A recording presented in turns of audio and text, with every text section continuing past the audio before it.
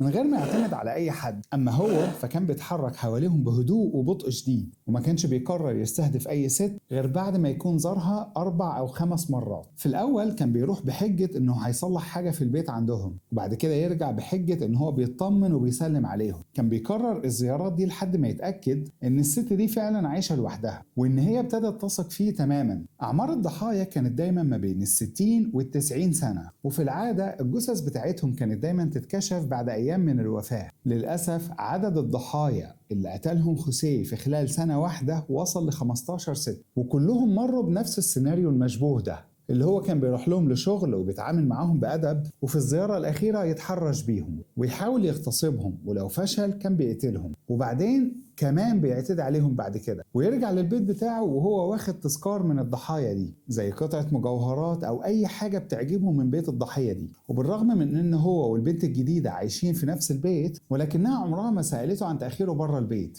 ولا سألته حتى عن قطع المجوهرات الغالية اللي بيجيبها دي بيجيبها منين، ولا عن الأوضة المدهونة اللي عاملها باللون الأحمر اللي عمرها أصلا ما أثارت الفضول عندها، لأنها ببساطة ما كانتش بتهتم بالحاجات دي، وكانت بتقول إن مش من حقها أصلا إن هي تسأل عنها. خوسيه كان عايش ومفكر إن الأمور دي هتفضل مستخبية كتير، ومفيش حد هيحس بيه ولا اللي بيعمله أبدا. ما كانش يعرف إن الضحية الجاية هي هتكون الفخ ليه. في يوم 19 إبريل سنة 1988 خوسيه استهدف ست اسمها جوليا باك،